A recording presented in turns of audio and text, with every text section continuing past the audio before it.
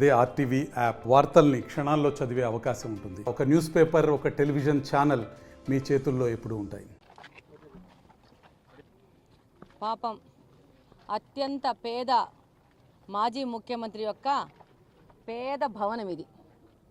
ప్రభుత్వం సంబంధించిన డీకేటీ భూములను 1000 రూపాయలకు లీజుకి కొన్ని సంవత్సరాలకి లీజుకు తీసుకొని చాలా పాపం నిరుపేదైన ముఖ్యమంత్రి చాలా చిన్న గుడిసె కాదు, చిన్న కొంప కట్టుకున్నాడు వాళ్ళ పార్టీ వాళ్ళ కోసం.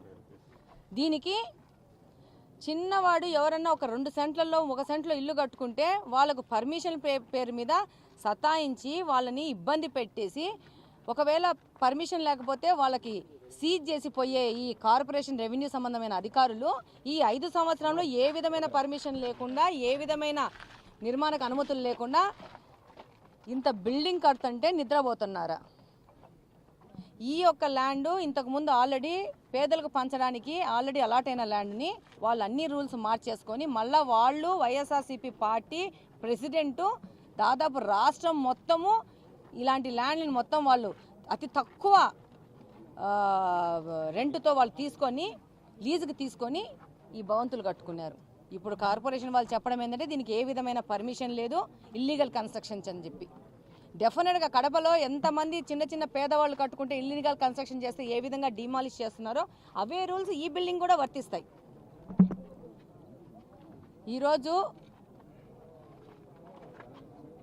5 సంవత్సరాల నుంచి వీళ్ళ దురాక్రమణలు చూస్తూ కూడా ఏ విధమైన మాట మాట్లాడుకోకుండా, ఏ విధమైన మాట మాట్లాడితే మా మీద కేసులు వస్తాయేమో, మమ్మల్ని ఇబ్బంది పెడతారేమో ఆర్థికంగా, రాజకీయంగా, సామాజిక పరంగా అని చెప్పేసి ఇంతమంది ప్రజలు నోట్లకి ప్లాస్టర్స్ చేసుకొని బతుకుతున్నారు. ఈరోజు వాళ్ళందరూ బయటకు వచ్చి ఎక్కడెక్కడ ఏ దురాక్రమణలు చేస్తున్నారు ఈ వైఎస్ఆర్సీపీ పార్టీ అనేది వాళ్ళే ముందుకు తీసుకొస్తున్నారు.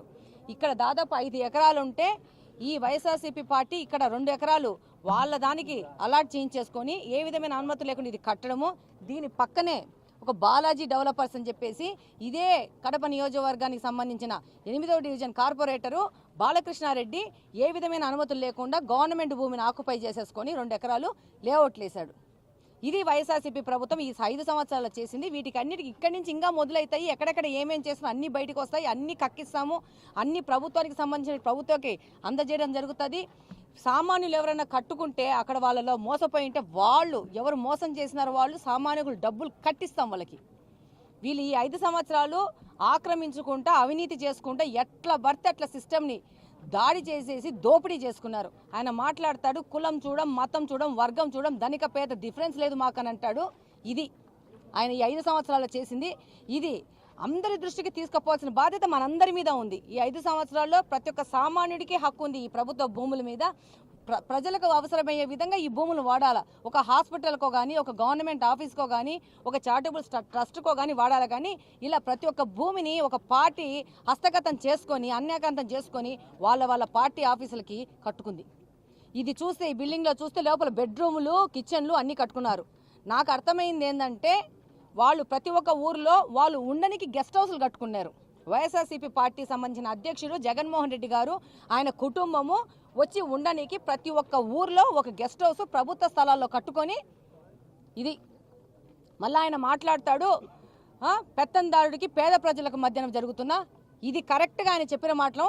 జగన్మోహన్ రెడ్డి గారు అనే పెత్తందారుడు ఆంధ్రప్రదేశ్ని ఏమి చేశాడు అనేది ఈరోజు ప్రతి ఒక్కరికి తెలుస్తూ ఉంది. ప్రతి ఒక్క చోట అవినీతినే, ప్రతి ఒక్క డిపార్ట్మెంట్లో అవినీతినే, ప్రతి ఒక్క సిస్టమ్ని నాశనం చేసినారు ఆయన. మరిన్ని వీడియోస్ కోసం ఛానల్ ని సబ్స్క్రైబ్ చేయండి. లేటెస్ట్ అప్డేట్స్ కోసం వాట్సాప్ ఛానల్ ని ఫాలో చేయండి. అండ్ లింక్ డిస్క్రిప్షన్ లో ఉంది.